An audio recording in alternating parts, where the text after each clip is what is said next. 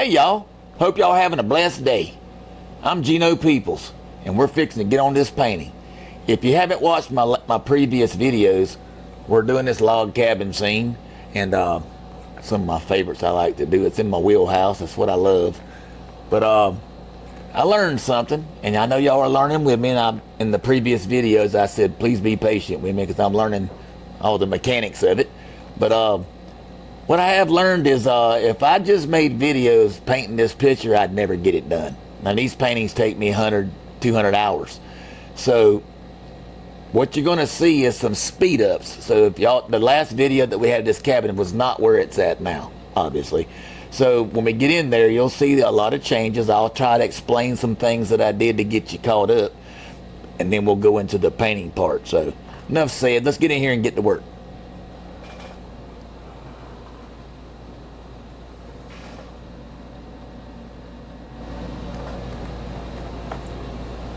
Alright, so as we can see here, the cabin, if you watched the last video, it wasn't even close to this, but we should have had a speed up video that we're going to put out here, if we haven't already, to get you up to par. But let me just kind of explain what I've done. I've added some foliage in here. I like to get some background work around it. I don't really believe that you have to go far this first, but I do like to kind of work and feel where I can see what I'm wanting to pop out of the background. Okay, I did a lot of darkening, as you can tell through here. And some of the lighting sometimes wants to play tricks with me, so y'all bear with me on that. I'm getting better at it, but it's going to take a little while. Alright, so you can see that I've done my color, and we talked about two sides here of showing your shades from where the light's coming from. The lights on the inside of the cabin, obviously, they're going to come out like this and do some things. That's what we call man-made lights. But as far as my natural sunlight coming over here hitting the cabin, that's why you're seeing this light here, and then we have a corner break where you keep the shades like this. So you get more of a natural look, not so much a lit look. The cabin's actually more grayish than it is, brownish. But that's that sun orange playing on the wood. Alright, so I did a lot with the windows. I've even put some window panes in there, the frame outs. I've done a little bit of work to the stairwell. I've added a few bushes, and that's kind of what I want to paint today. I'm gonna do some tightening up on these windows and show you how I do that. We'll frame them out a little bit. I might add a doorknob here or there. I might even throw a little window in here. I don't know. I let the painting kind of just talk to me and what it needs.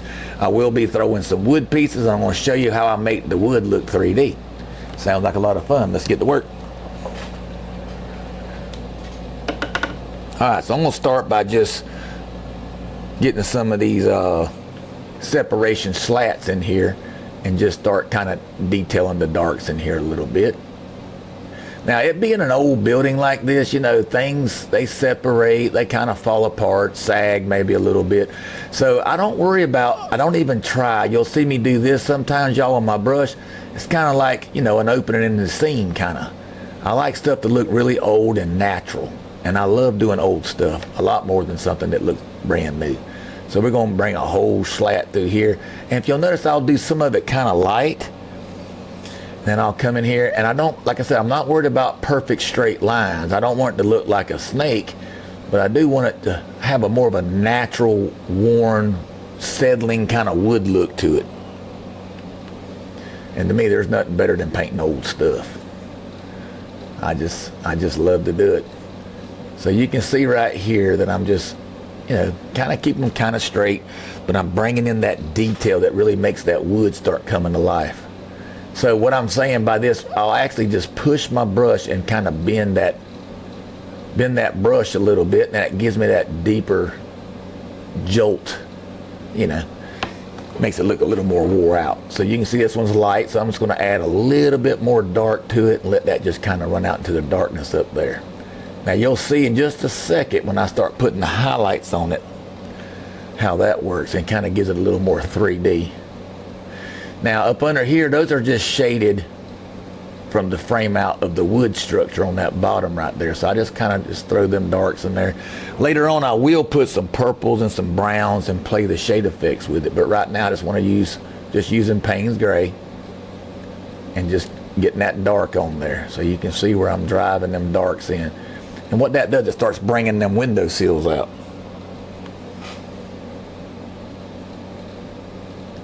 And that's like the door that's kind of inset just a little bit from the frame. I'm really liking how this painting's turning out too. It's on its way to being something nice, I believe. So you can see it's a constant, you're constantly working them darks in there. It's what helps separate the highlights. A lot of artists like to work the highlights really hard, and that's fine. It's just not the way I do things. I like to establish my darks and then see what the highlights doing for me. Then I'll start adding the highlights. But I don't like to push my highlights too hard. I let the darks do most of the work. And I have a lot of art buddies that we talk, we have little discussions, little powwows, and we learn from each other. And the one thing that I like to talk about is using my darks and how important they really are. A lot of my buddies are like, well, I think the highlights a lot more important than the darks. Well, it's an argument every time. We have fun with it, but my truth is highlights are very important, but so are the darks. It's kind of a yin and yang thing with me. I believe they're both just as important, and that's how I treat them as such. And you know, as artists, we all have different opinions, and we all have that right. So as you can see, the darks are really starting to come in, and it just kind of gives me that little more repetition of detail. Just constantly and consistently keep adding my darks throughout the process. All right, so that should be enough to let y'all see. Now, right down in here, these are cracks that are busted. That's the end pieces of the wood, and I like to do that. It's like one of my little signature series. I like to do that, and people recognize my work because of these little things. My steps, just so y'all know, I built some steps years ago. I ain't no carpenter by no means. I'm a little better now than I ever was. But I built my first set of steps like these. And I'm not saying they're the best way to build them. And according to my buddies, they're the worst way to build them. But they always look good to me, artistically. And like I make jokes about it. Ain't nobody ever going to fall through these steps. So when I sell a picture, I joke with people. You know, when I sell my original, I say, hey, if somebody falls through them steps right there, you let me know, and I'll pay you back for the painting and whatever they want to do to you, souvenir or whatever. I'll pay for that too, because we know there ain't nobody going to fall through these steps. So it's just a joke, a friendly joke. That's good to do. All right, so I ain't gonna have time to show you all the rest. Like I was showing y'all, if I just videoed what I paint, I would never get these paintings done. So I do have to do speed ups. But I hope y'all understand that. There's just no other way around that. I went into this with a lot of intentions of doing things a little bit different than what I watched, but I'm starting to find out there's reasons why you do that. So, all right, so now I'm gonna put some highlights on these boards. So I'm gonna take some Naples yellow, a little bit of raw umber. I don't want to get too highlighty. And since my light's coming this way from the sun, I would want to be on this side of that crack. Let me get a little more paint here. I'd want to get a little bit, I want to start on this side, so I'm just going to start over here because I am left-handed.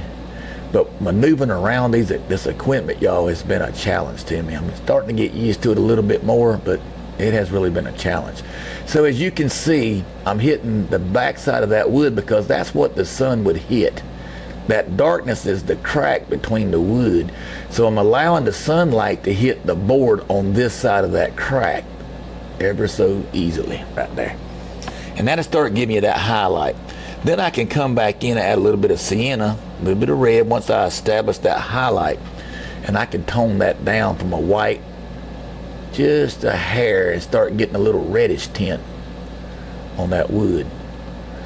So on this door frame, I would just come up in here and just kind of put some slithers of light that just kind of makes that, because it's under the porch, so it ain't getting no light unless I decide later on to put a porch light on there, which I might. But I really like to let my windows play on these posts, which I haven't put these other two posts in here. As you can see, my support beams for the post are down here. I just haven't really got around to those yet. So I'll have 2 more obviously right in here. And all that light coming out of them windows is going to really hit them posts out there. Then right in here, I like to really make my corners be established really sharp like that. Alright, so now we're getting there. So a few more highlights so y'all can see that. Like I said, there's no way I could put y'all here to see everything that I do. I wish I could, but it would be 200 hours on one painting, and it would really slow me down where I wouldn't get a whole lot done. But it's enough to give you guys an idea of how I go about this part of it. People really love the details through the years of putting my art out there, and people buying my puzzles in Walmart and different places, and you know, they'll write me and say, man, we really enjoyed putting your puzzle again. Man, there ain't nothing better than hearing that. And I'm a people pleaser. I love to do what I do. And just to hear the comments, and I've learned so much about how I go about my paintings just by learning what people see and like. We all have opinions, like I said.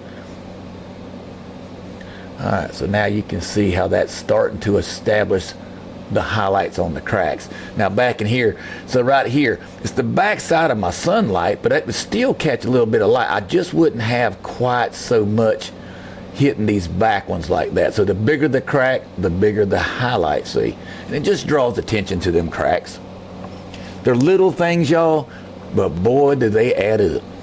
So like back here on these pieces that go up under here, you're going to have that top part with this window right here. You're going to have that light because they're not flat, they're square.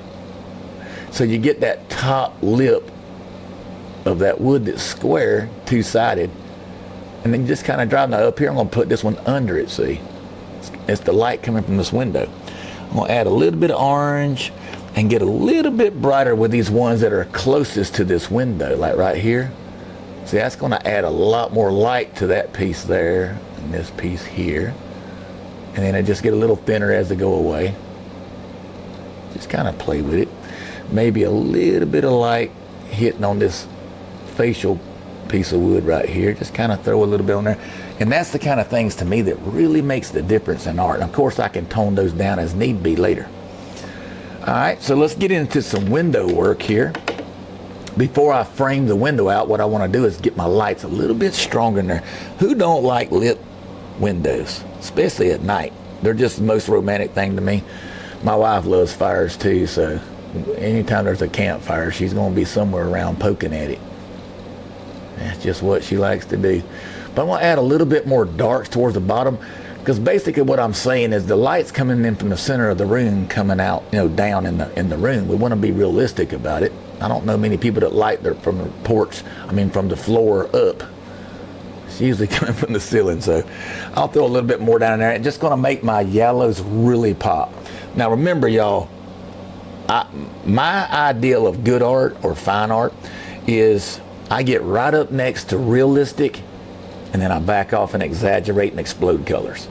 Now, if you notice some of my wildlife, if y'all have seen my art collection, I paint more neutral, a lot more earthy tone gray for a realistic look, like you're outside actually looking at the scene. But when I do these cabins and all, which this is more realistic, but I do a lot of twilight times. I get to really play with light, but still keep it kind of realistic. All right, so what I'm going to do now is add a little bit of yellow and some white. I'm going to come up in these windows, and I'm going to really start to square them off and really start throwing some light in here at the same time, really getting it nice and sharp and letting that light towards the top really start to work. And it's a good time to really get them windows squared up a little bit, and I'll let the framing part close the deal.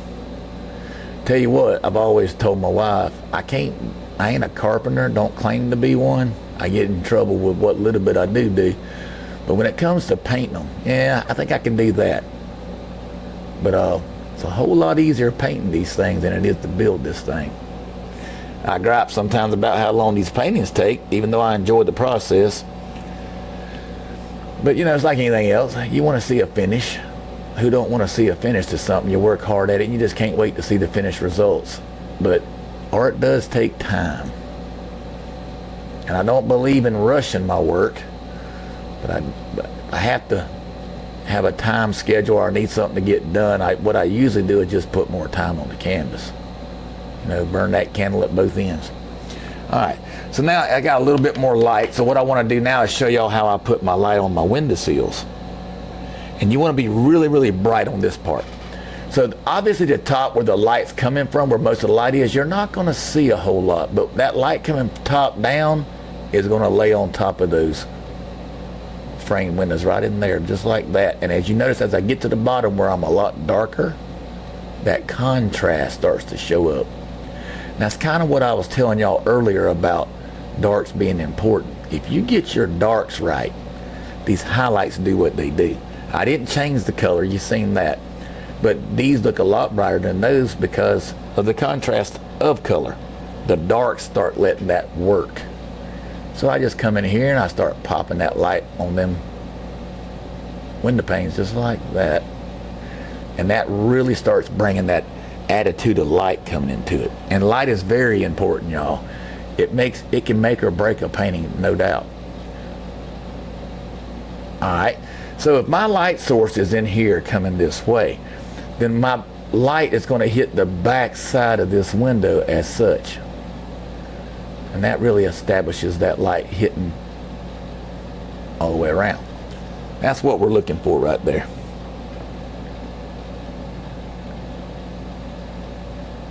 Just like that. It's really fun, y'all, once you really start learning how to paint. It's just, I don't know, it's hard to even explain the feeling that I get from it. It's nothing else I'd rather be doing.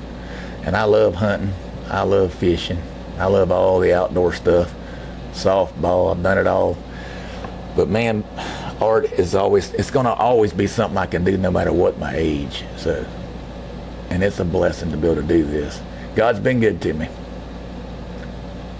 All right, so that gives you an idea of these windows. And over here, the light would be coming like this. So obviously I would be on this back side right here, framing that light out on that frame, see? Kind of like so. Now this is just one of many steps. There's a lot of steps that I finish. When you see the finished product, it won't look exactly like this. So I'm going to show you a couple more things before I have to let it go, just to give you that little understanding. I wish I could show you 200 hours of material, but that just ain't how it works. Now there will be some speed paintings that I'll be doing in the future that will basically just be showing you, let me come out of here so I can talk to you.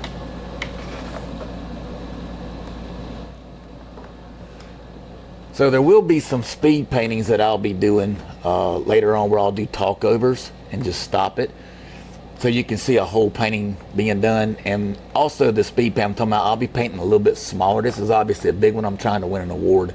The bigger you paint, in my opinion, the more detail you can get. And almost ain't an opinion, it's almost a fact. The bigger scale you paint, obviously the more detail. It'd be like trying to paint a head on a nickel. It's going to be hard to get all them details. You ain't going to be able to see the eyeballs, you know. So the bigger scale you paint, the more detail you can see. So it's more of a fact, I guess. We'll go with that one.